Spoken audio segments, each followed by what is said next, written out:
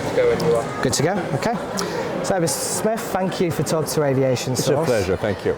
So we'll start off with first question. So it's been 20 years since the final flight of Concorde. What does it mean to you?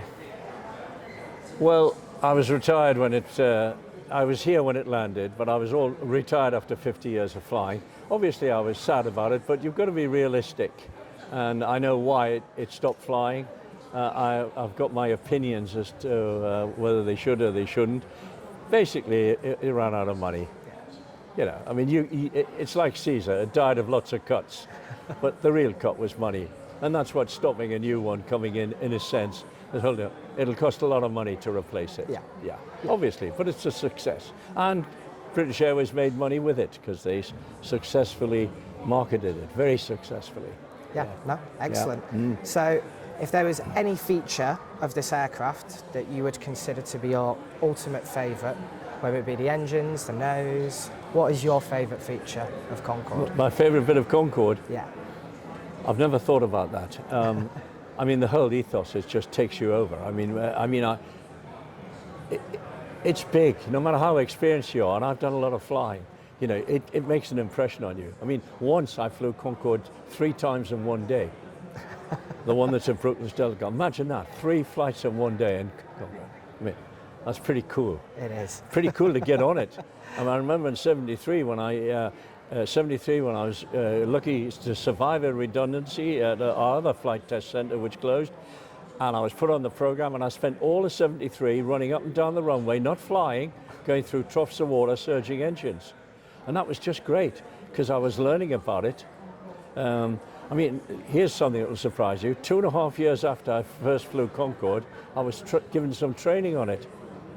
2.5 years after, not before, after. And I'm a training pilot, and I trained British Airways before they flew the airplane, which is the right way to do it, isn't it? Yes. But that's the difference between being a test pilot and an airline pilot or an RAF pilot, right? Bombs on a seat, boom, boom, you're in. A year on the ground, going up and through water, up to 120 knots, surging engines, very important. The big secret of Concorde's success are the engine intakes, which are automatically controlled, safe, and that they were tested for nearly, my last test flight on surging an engine was 78. It went into service in 76, but we were trying to improve it all the time, and we did. And we would go to Casablanca for a fortnight. Why Casablanca? Because what you want is cold upper air. So you get cold upper air over the equator. So if you go to Casablanca and take off there and you head south, pretty soon you're supersonic, 9 minutes from start of roll, 9 minutes from standing still to supersonic, then up to Mach 2, surge your engines, head for the equator, not quite the equator, about 10 north, then turn around and go back without any interference. So we did that quite a lot. It would be difficult to do it out of here, you know, because of air traffic congestion, and the upper air would be warm, and you want cold air to get the best efficiency out of your engine, the most power. So we did a lot of that, and that was my last flights back into here with Mr. Trubshaw. I flew quite a lot in the late 70s with Mr. Trubshaw, Yeah, no, of course. So obviously Concorde has left, you know, a legacy that will last forever. Clearly. And when you look into the future, there are projects at the moment, such as Boom Supersonic, who are looking to return back to supersonic travel. So what are your thoughts on that? Well, my thoughts are, first of all, it's got to be financed. Because basically Concord would still be flying if there'd been a limitless amount of money, right? The big problem is the sonic boom, right? I mean, you probably haven't heard of Concorde's boom. I tell you. Now, when I'd finished testing Concorde in 76, my job was finished, and I trained British Airways the first course, so my job was done, because we only made 10 here, right? So I was seconded to Cyprus Airways as a BAC 111 captain, which is basically what I am.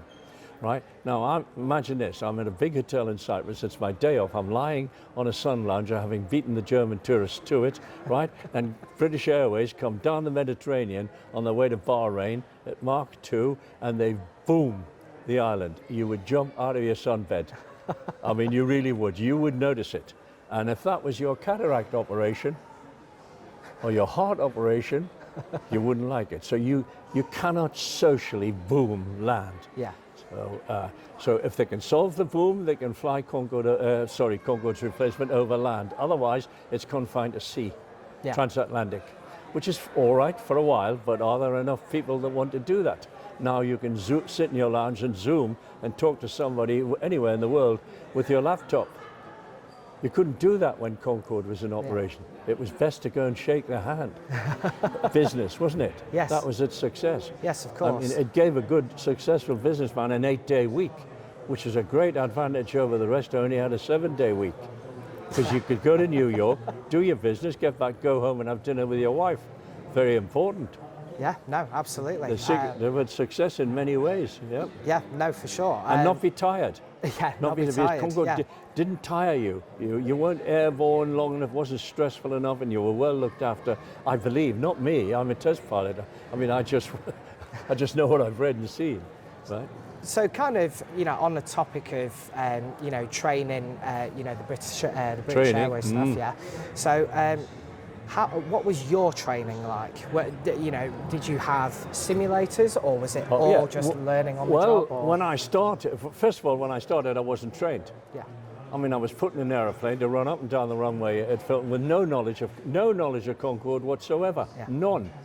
So you sit there and you pick up and you assimilate what's going on. You watch and help if you can and try and keep out of the way. That's what you do. And slowly you build up experience.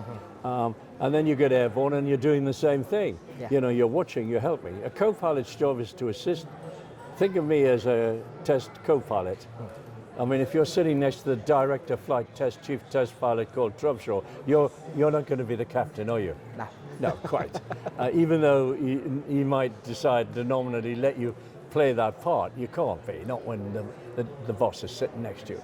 But slowly you acquire enough knowledge to be able to fly it, and if you didn't, of course, you wouldn't be on the aeroplane. I mean, he'd pretty soon have you off it. Yeah. Right? He didn't suffer fools, the boss, no.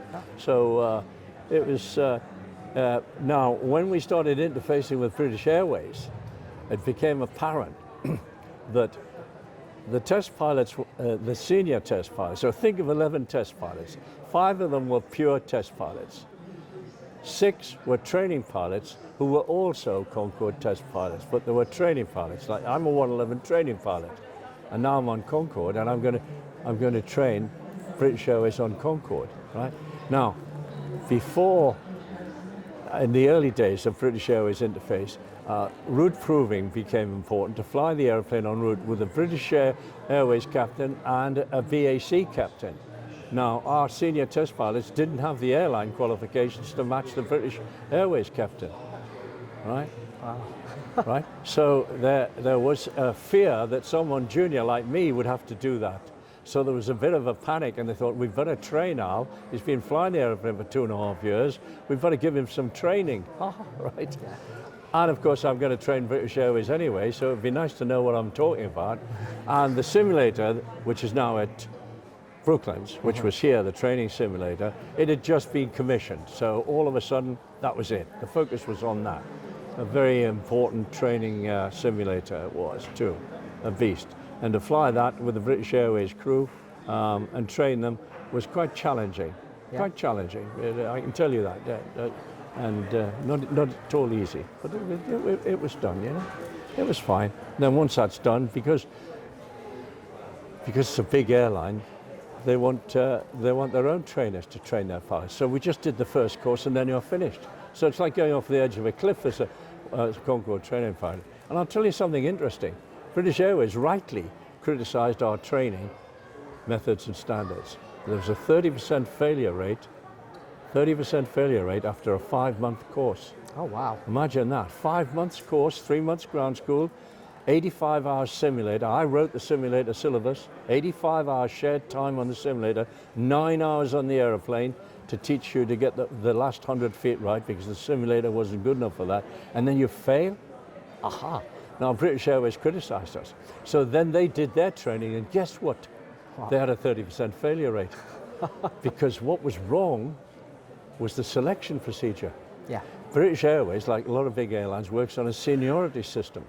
So if I joined a day before you, as long as we're in British Airways, I'd be senior. So I could bid for this and bid for that, and I'll bid you. And that's how they work. So senior VC-10 training pilots wanted to fly Concorde. What pilot wouldn't? So they got on the course, but they knew how to teach, but they'd forgotten how to learn, and they weren't fast enough. And that's where the 30% came in. So they had to modify their selection procedure somewhat. Wow, that is an incredible story. It's true. Yeah, no, but honestly, it just shows how rich the history of Concorde is within absolutely. that. And I think kind of leading into our final question, Yes. Is there anything that you would like to say to our viewers about Concorde and obviously today's event? Concorde, anything well, like that? I'm just as excited. It's a wonderful aeroplane. It's iconic. It speaks for itself. And it's the most beautiful aircraft. I had the privilege sometimes of flying a Canberra bomber on the wingtip of Concorde at 35,000 feet, filming it for flight test purposes. And to sit there on a wingtip at 35,000 feet, listening to those 4 Olympus engines screaming at you, and because of its unique wing shape, the airplane trying to suck you into it, which was a bit dodgy, to say the least. It was just the thrill of 50 years of aviation. Just the thrill of aviation. Not on it, but looking at it. Yeah. Up there. Smashing. Incredible. Alan, thank you very Pleasure. much. Thank you very much.